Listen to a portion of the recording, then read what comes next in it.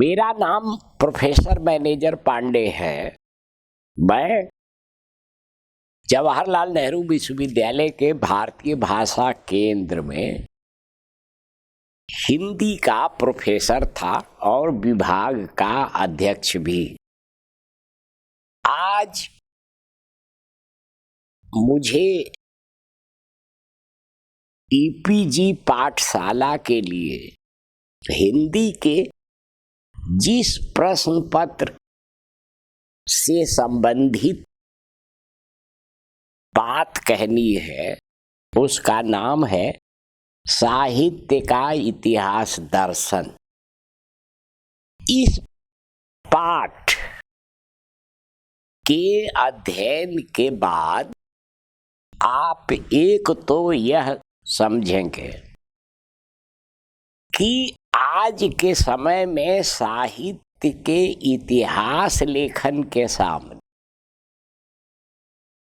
कैसे संकट आया है, वह किस कारण से है और उसकी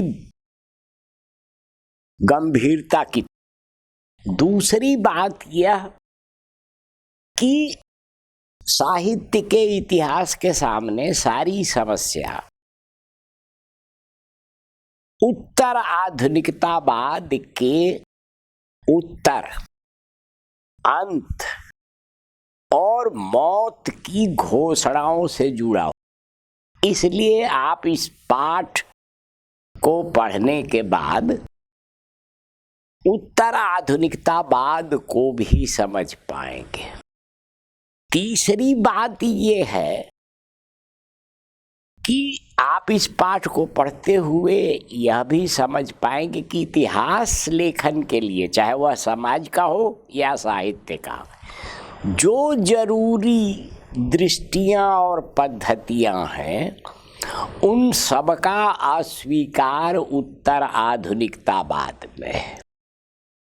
आखिरी बात यह समझ में आपके आएगी कि उत्तर आधुनिकतावाद की सारी कोशिशों के बावजूद और बीच में इतिहास लेखन की चिंता दुनिया भर के आलोचकों और साहित्य के इतिहास लेखकों के मन में है और उसको उन्होंने व्यक्त भी किया है।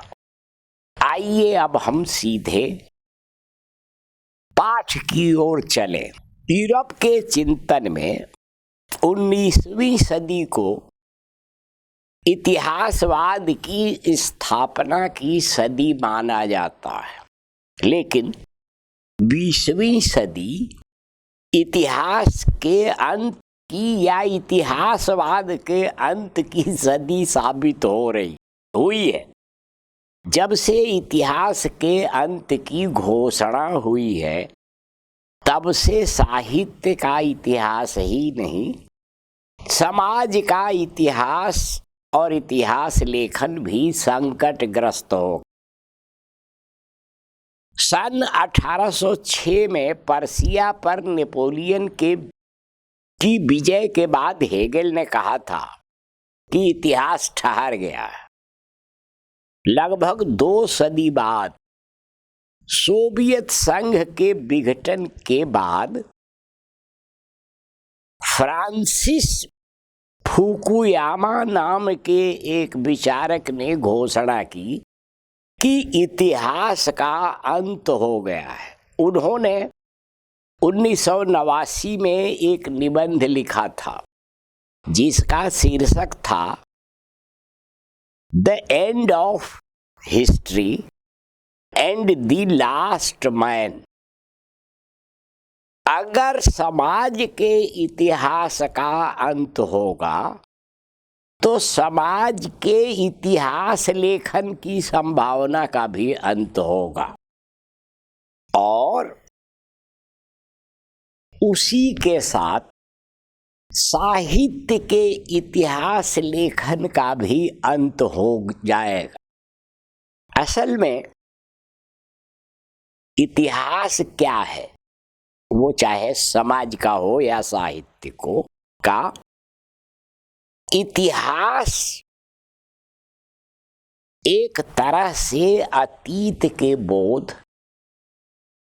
वर्तमान के अनुभव और भविष्य की चिंता से जुड़ा हुआ होता है। जहाँ इन तीनों के बीच संबंध ही नहीं होगा, वहाँ कोई इतिहास बोध संभव नहीं है, इतिहास लेखन भी संभव नहीं। लेकिन होता ये है कि कभी कभी समाज का इतिहास विचारों के इतिहास से भी आगे चलता दिखाई देता है। अमेरिका से इतिहास के अंत की घोषणा हुई, पर अमेरिका ने जब इराक पर हमला किया तो उस हमले ने एक तरह से इतिहास के अंत का अंत कर दिया, क्योंकि वहां से नए ढंग का इतिहास शुरू हुआ। मतलब अमेरिका ने इराक पर हमला किया, इराकियों ने उस हमले का प्रतिरोध शुरू किया और उस प्रतिरोध का एक नया इतिहास रचा गया इराक में, जहां से अमेरिका को फिर लंबे संघर्ष के बाद लौटना पड़ा। ये जो इराक पर अमेरिकी हमला था, उसका स्वयं अमेरिका के अनेक लेखकों, पत्रकारों, बुद्धिजीवियों, कवियों ने विरोध किया था। मेरे सामने एक अमेरिकी कवयित्री मार्गी पियर्सी की एक कविता है। कविता बहुत लंबी है, आप उसे पाठ में पढ़ सकते हैं। मैं उसका केवल एक अंश आपके सामने रख रहा हूं। कविता का शीर्षक है तुम्हारे नाम। तुम्हारे नाम पर हमने हवाई जहाजों, टैंकों और तोपों से इस देश पर हमला किया है। हम चकित हैं कि ये हमें नापसंद क्यों करते। तुम्हारे नाम पर हमने गांवों और शहरों पर बम गिराए। बच्चे चिथड़े हो गए हैं, उनकी माँओं के पेट फूल गए हैं। एक छोटा बच्चा चीख चीख कर रो रहा है उस पिता के लिए जो टूटे बिखरे घर के नीचे दबा पड़ा है। कुछ किशोरों की कटी कुचली बाहें धूप में तपती गली में पड़ी हैं।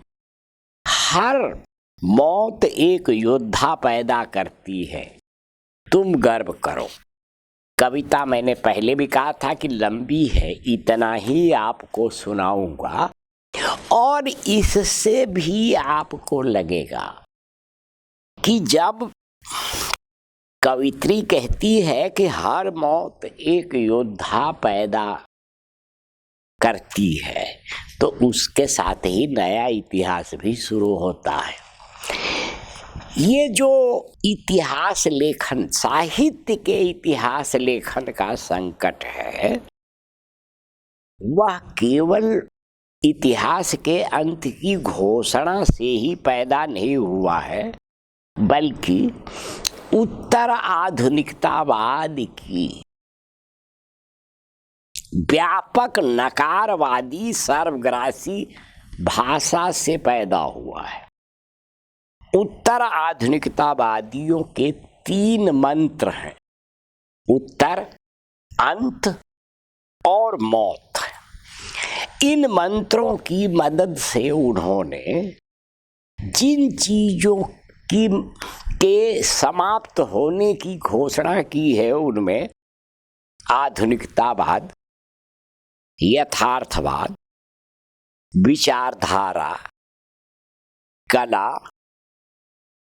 आदि तो हैं ही, उसमें चेतना, विवेक, सामाजिक, साहित्य और लेखक, इन सब के मौत की घोषणा हो गई। अब जब ये सब नहीं होंगे अगर उत्तर आधुनिकतावादियों की बात मान लें तो ये सब नहीं होंगे तो कैसे इतिहास लिखा जाएगा। इस बीच एक और काम हुआ उत्तर आधुनिकतावाद के कारण। इतिहास लेखन में कई मोड़ आए। वे मोड़ हैं आख्यान परक मोड़, मतलब इतिहास आख्यान बन गया है। भाषिक मोड़, मतलब इतिहास लेखन भाषा का खेल है।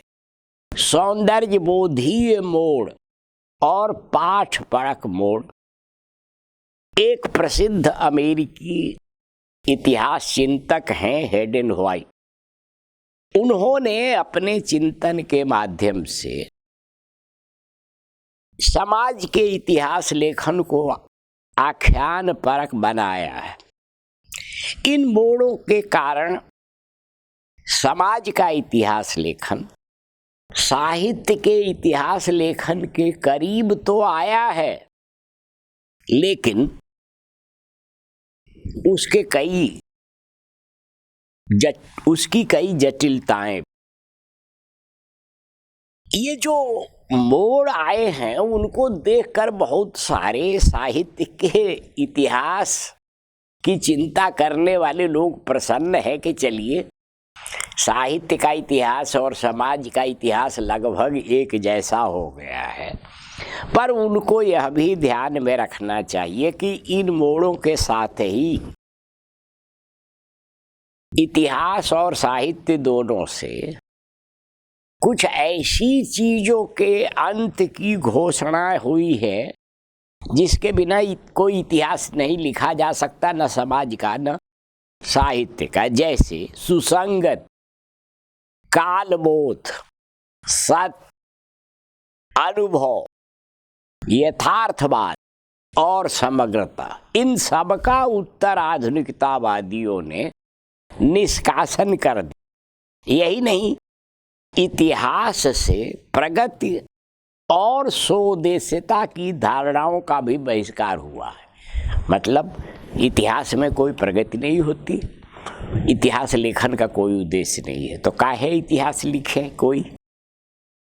ये जो आख्यान परखता है उसके स्वभाव को भी समझना जरूरी है। उसमें कुछ आख्यानों की स्वीकृति भी है, जैसे बृहद आख्यान की स्वीकृति नहीं है, लेकिन लघु आख्यानों या छोटे छोटे आख्यानों की स्वीकृति। बृहद में भी मुक्ति के आख्यान के लिए कोई जगह नहीं है। ये जो उत्तर आधुनिकतावाद है उसने उसकी विचारधारा में आधुनिकता के साथ साथ मानवीय समता, ऐतिहासिक प्रगति, श्रमिकों और स्त्रियों की मुक्ति, वैयक्तिक स्वतंत्रता, विवेक और बुद्धि की सर्वोच्चता की धारणाओं का भी अस्वीकार है।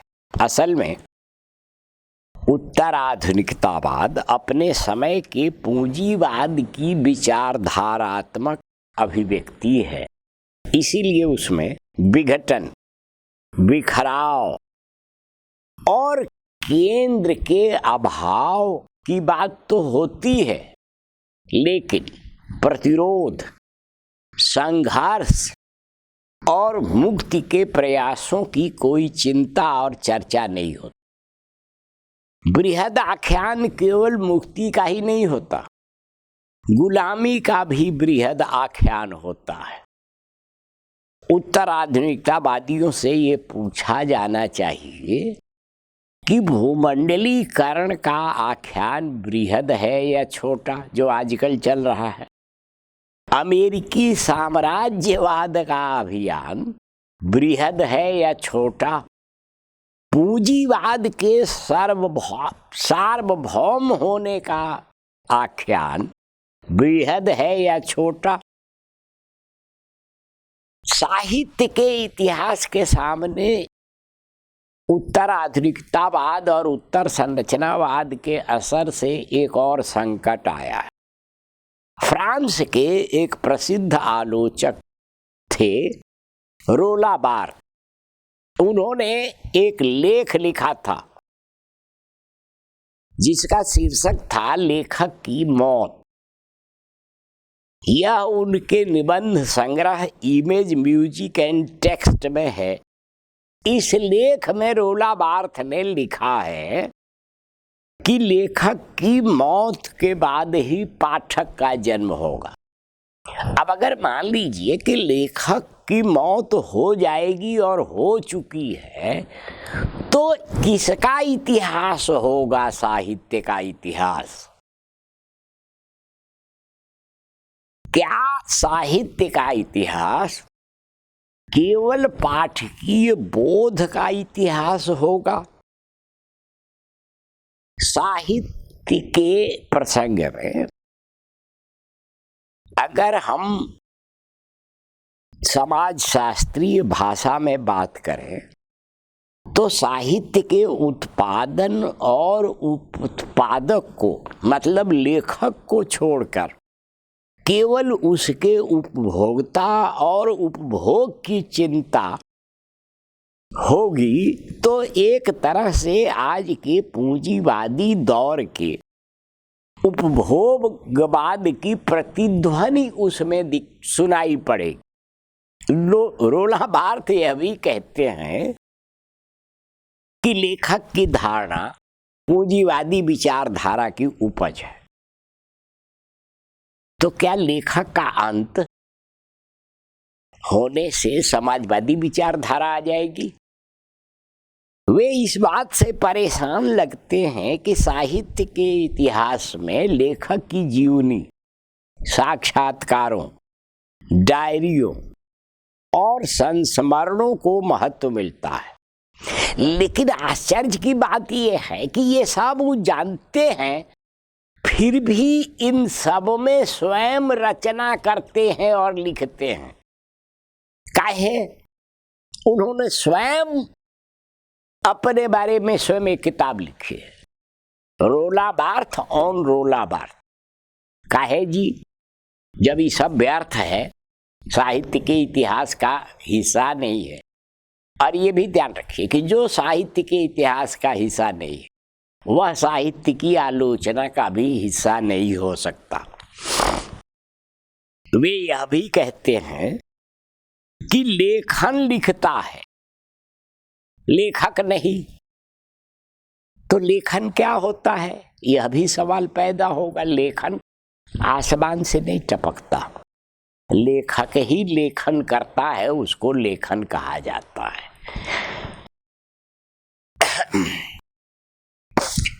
एक और उनकी स्थापना है कि केवल भाषा या भाषा की विशिष्ट संरचना में लेखन होता है, पर वो रचता तो उसको लेखक ही है। उत्तर संरचनावाद में भाषा को मनुष्य का मालिक बना दिया, इसलिए वो लोग कहते हैं, खास तौर से रोला बार्थ जैसे व्यक्ति, कि भाषा बोलती है, मनुष्य नहीं। सवाल ये भी है कि भाषा किसके माध्यम से बोलती है, किसकी आवाज उसमें सुनाई देती है, किससे बोलती है भाषा। रोला बार्थ लेखक की मौत के बाद जिस पाठक के जन्म की बात करते हैं वह पाठक कौन है? मान लो पाठक पर ही ध्यान दें। क्या पाठक समाज का और साहित्य के इतिहास का हिस्सा नहीं है? कोई ऐसा पाठक नहीं होगा जो एक विशेष रचना के पास जाने के पहले दूसरी रचनाओं से परिचित न हो, वह किसी वर्ग या समूह का हिस्सा न हो, वह किसी काल का न हो, वह किसी समाज का न हो। ये तो संभव नहीं है। बार्थ कहते हैं कि पाठक इतिहास, जीवनी और मनोविज्ञान से मुक्त होता है। मान लीजिए कि पाठक लेखक की जीवनी और मनोविज्ञान से मुक्त, पर वो अपना भी उसका जीवन होता है और इसलिए अपना मनोविज्ञान होता है, उससे मुक्त कैसे होगा जी? एक आदमी मान लीजिए कि तुलसीदास को पसंद करता, दूसरा आदमी कबीर दास को पसंद करता है, इस पसंद का भी कोई कारण होगा कि नहीं होगा? पर रोला बार्थ के हिसाब से तुलसी और कबीर में कोई फर्क नहीं है। भारत के पुराने काव्य शास्त्र में पाठक के लिए दो शब्द चलते थे। एक तो उसको सहृदय कहा जाता। सहृदय का दो अर्थ है। पहला अर्थ ये है कि समान हृदय वाला, समान हृदय माने कवि या लेखक के समान हृदय वाला पाठक को होना चाहिए। और दूसरा सरलतम अर्थ यह है कि जो हृदय युक्त हो, मतलब जो भाव के अनुभव में सक्षम हो, वह होगा सहृदय। एक और शब्द चलता था रसिक, जो साहित्य को पढ़े, समझे और उसमें से मिलने वाले रस को ग्रहण करे, वह सहृदय या रसिक समाज और साहित्य के इतिहास की उपज तब भी होता था, अब भी होता है।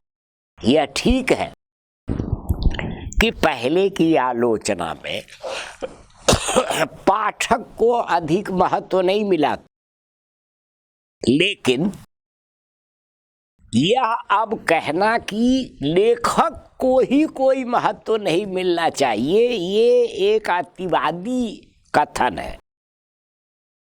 जिस सोच के अनुसार प्रकृति, संस्कृति, सत्य, विवेक आदि सभी भाषिक निर्मितियां हैं, उसके अनुसार साहित्य का इतिहास भाषा या लेखन का इतिहास होगा। अधिक से अधिक वह पाठक से पाठ के संबंध का इतिहास होगा। लेकिन साहित्य की पूरी प्रक्रिया लेखक, कृति और पाठक के बीच क्रियाशील होती है। साहित्य की वह प्रक्रिया सामाजिक प्रक्रिया के अंतर्गत संभव होती है। इसीलिए रचना की सम्यक आलोचना के लिए शब्द और संसार के बीच संबंध की पहचान जरूरी है। शब्द और संसार के बीच संबंध के बोध के लिए शब्द का अर्थ से, अर्थ का संवेदना से, संवेदना का अनुभव से, अनुभव का जीवन के यथार्थ से, यथार्थ का सामाजिक संदर्भ से और सामाजिक संदर्भ का ऐतिहासिक प्रक्रिया से संबंध बोध आवश्यक है। तभी शब्द और संसार के बीच या साहित्य और समाज के बीच या संसार के बीच संबंध का बोध हो। 20वीं सदी के उत्तरार्ध में सिद्धांतों की बाढ़ आई हुई, खास तौर से साहित्य के प्रसंग में भी। उन सिद्धांतों का संबंध साहित्य की व्याख्या से और साहित्य के इतिहास लेखन से भी है। लेकिन संयोग और दुर्भाग्य की बात यह है कि उन सिद्धांतों के व्यवहारिक रूप कम ही सामने आए। इसलिए एक प्रसिद्ध आलोचक F.W. गलान ने लिखा है कि कोई चाहे तो आधुनिक आलोचना का ऐसा नकारात्मक इतिहास लिख सकता है जिसमें साहित्यिक इतिहास के सर्वाश्लेषी और सुसंगत इतिहास दृष्टि को विकसित करने की असफलता मौजूद हो। यह लेख न्यू लिटरेरी हिस्ट्री में छपा था 1985 के बसंत अंक में। आलोचना के स्वरूप के निर्माण और विकास के लिए भी साहित्य के इतिहास का ज्ञान जरूरी होता है। यह मानी हुई बात है कि साहित्य के सिद्धांत सृजनात्मक कृतियों के आधार पर विकसित होते।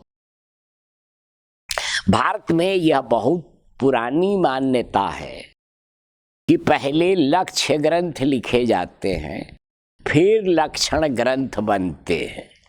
इस प्रक्रिया को पूरी तरह आत्मसात करने के लिए साहित्यिक कृतियों के इतिहास का परिचय जरूरी है। हिंदी के पाठक इस बात से परिचित हैं कि रामचंद्र शुक्ल के अधिकांश काव्य सिद्धांत रामचरितमानस के आधार पर निर्मित हुए। काव्य में प्राकृतिक दृश्य नाम का उनका निबंध और काव्य भाषा संबंधी उनका दृष्टिकोण छायावादी कविता से उपजे। व्यवहारिक आलोचना की प्रक्रिया में भी साहित्य के इतिहास के बोध की जरूरत होती। अगर किसी को राम की शक्ति पूजा, जो निराला की रचना है, के महत्व का मूल्यांकन करना होगा या करना है, तो उसके लिए संस्कृत और हिंदी में मौजूद राम काव्य की पूरी परंपरा से परिचित होना जरूरी होगा। तभी यह मालूम होगा कि राम की शक्ति पूजा में निराला ने ऐसा क्या लिखा है जो एक और परंपरा से जुड़ा हुआ है और दूसरी ओर परंपरा से स्वतंत्र भी है। व्यवहारिक आलोचना में पाठ के उस बिंदु की खोज और व्याख्या उपयोगी है जहां समाज और इतिहास की अंतःक्रिया होती है। उत्तर आधुनिकतावाद के उत्तर से आलोचक चाहे जितने आतंकित हों, लेकिन रचनाकार कुछ ज्यादा आतंकित नहीं रहे। एक रचनाकार हैं आयरलैंड के प्रसिद्ध कवि सीमस हीनी। उन्होंने एक कविता में उत्तरवाद के आतंक को नकारते हुए लिखा है, यह उत्तर, वह उत्तर, अन्य भी उत्तर, लेकिन अंत में कुछ भी अतीत नहीं। माने ये सारे उत्तर अंत की घोषणाओं के बावजूद बदला कुछ नहीं है। समाज के स्तर पर, सोच के स्तर पर, साहित्य के स्तर पर, इतिहास के स्तर पर। उत्तर आधुनिकतावाद के उत्तर अंत और मौत के शोर के बीच पश्चिम में साहित्य के इतिहास लेखन की संभावना पर विचार की प्रक्रिया रुकी नहीं है। सन 1985 में न्यू लिटरेरी हिस्ट्री नाम की एक पत्रिका ने साहित्य के इतिहास लेखन पर एक विशेषांक प्रकाशित किया, जिसमें 14 प्रसिद्ध साहित्य के इतिहासकारों और आलोचकों ने साहित्य के इतिहास लेखन की समस्याओं और जटिलताओं पर विचार किया। इस पूरे अंक पर 2 लोगों ने अपनी टिप्पणी की है। पूरे अंक का सारांश देना बताना संभव नहीं है, इसलिए पूरे अंक पर जो 2 टिप्पणियां हैं मैं उसी की थोड़ी बात करूं। उसमें एक टिप्पणी करने वाले हैं वाल्टर एल रीड। रीड की राय है कि इन लेखों को पढ़ते हुए साहित्य के इतिहास लेखन कि राष्ट्रीय परंपराओं की विविधता सामने आती है। मतलब साहित्य के पुराने अधिकांश इतिहास राष्ट्रीय साहित्य के इतिहास, स्वयं हिंदी साहित्य का इतिहास उसी तरह का है। उनके अनुसार साहित्य के इतिहास लेखन की एक समस्या यह भी है कि उसमें ऐतिहासिकता को अधिक महत्व दिया जाए या साहित्यिकता को। मैं अपनी ओर से कहूँगा कि साहित्यिकता की ऐतिहासिकता को महत्व मिलना चाहिए। इस तरह उन्होंने बहुत लोगों पर बहुत तरह की राय व्यक्त की है। बहुत पहले महान दार्शनिक हेगेल ने कहा था कि हमारे इतिहास में वस्तुपरकता और आत्मपरकता दोनों का योग होता है। यह बात समाज के इतिहास के लिए जितनी महत्वपूर्ण है उससे अधिक महत्वपूर्ण है साहित्य के इतिहास की। प्रायः अनेक आलोचक यह स्वीकार करते हैं कि हेगेल द्वारा कही गई बात एक सामान्य सिद्धांत के रूप में स्वीकार की जा सकती है। मूल समस्या यह है कि इतिहास को एक विश्लेषण प्रधान अनुशासन के रूप में देखा जाए या उसे इतिहास लेखन की घटना के रूप में समझा जाए। साहित्य के इतिहास में इस सवाल को इस तरह भी देखा जा सकता है कि साहित्यिक कृतियों को आत्मनिर्भर वस्तु के रूप में समझा जाए या समाज के अनुकरण के रूप। यह दुविधा इतिहास लेखक के सामने ही नहीं आलोचक के सामने भी होती है। साहित्य के सिद्धांत स्वयं आलोचना के इतिहास के अंदर होते हैं। साहित्य के इतिहास के सिद्धांत स्वयं साहित्य की आलोचना के इतिहास के अंदर होते हैं, इसलिए उन पर विवाद स्वाभाविक। इस अंक में कुछ ऐसे लेख हैं जो ऐतिहासिक पुनर्प्रस्तुति पर अधिक जोर देते हैं तो कुछ साहित्यिक अनुकरण को महत्वपूर्ण मानते हैं। इस अंक में एक लेख सोवियत संघ के आलोचक यूरी वी वाइपर का है, जिसमें उन्होंने सोवियत संघ द्वारा प्रकाशित विश्व साहित्य के इतिहास में निहित सिद्धांत और पद्धति का विवेचन किया है। इस अंक के एक लेख में गेरम्ब्रेख्त नाम के एक आलोचक की राय है कि पुराना इतिहास इसलिए कामयाब नहीं हुआ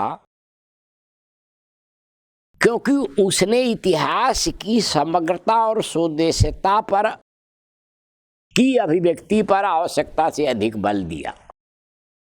उन्होंने इसके साथ ही इस अंक में गिलबार्ट और गुबर नाम की दो महिला आलोचकों ने भी अपनी राय दी है, जिन्होंने साहित्य की आलोचना और इतिहास लेखन की भाषा के प्रसंग में स्त्रियों की भूमिका पर जोर दिया है और उसको स्वीकार करने का आग्रह किया है। अंत में रीड की राय है कि एक सुसंगत और समावेशी साहित्य का इतिहास ज्ञान की नई राजनीति पर निर्भर होता है। हिंदी के कह रहा हूं, न्यू लिटरेरी हिस्ट्री के इसी अंक में जी डिल्यूज और गतारी ने साहित्य के इतिहास की एक आवश्यक समस्या को सामने उठाया है। समस्या है कि साहित्य का इतिहास केवल महान लेखकों का इतिहास हो या गौड़ लेखकों पर भी ध्यान दिया जाना चाहिए, बल्कि इन दोनों लेखकों के लेख से बहुत पहले हिंदी के एक विशिष्ट आलोचक नलिन विलोचन शर्मा ने अपनी पुस्तक साहित्य का इतिहास दर्शन में बहुत पहले गौड़ लेखकों के महत्व पर ध्यान देने की बात की है, इसलिए उनकी राय को जानना जरूरी है। उन्होंने लिखा है कि साहित्यिक इतिहास का विषय भी यदि विस्तार है तो महान लेखकों से अधिक महत्व उन गौण लेखकों का है जिनसे विस्तार निर्मित होता है। न्यू लिटरेरी हिस्ट्री का साहित्य के इतिहास पर विशेषांक जिस समय प्रकाशित हुआ था, उसी समय पोएटिक्स नाम की एक पत्रिका का भी विशेषांक साहित्य के इतिहास पर निकला, जिसमें 21 लेखकों के साहित्य के इतिहास लेखन से संबंधित लेख मौजूद हैं। इस अंक में कई देशों के लेखक मौजूद हैं। न्यू लिटरेरी हिस्ट्री और पोएटिक्स के 1985 के विशेषांकों से साबित होता है कि यद्यपि उत्तर आधुनिकतावाद के कारण साहित्य का इतिहास संकट में है, लेकिन उस संकट से बाहर निकलने के प्रयत्न करने वाले लेखक और विचारक भी सक्रिय हैं। इसीलिए साहित्य के इतिहास की चिंता करने वालों को बहुत चिंतित होने की जरूरत नहीं है।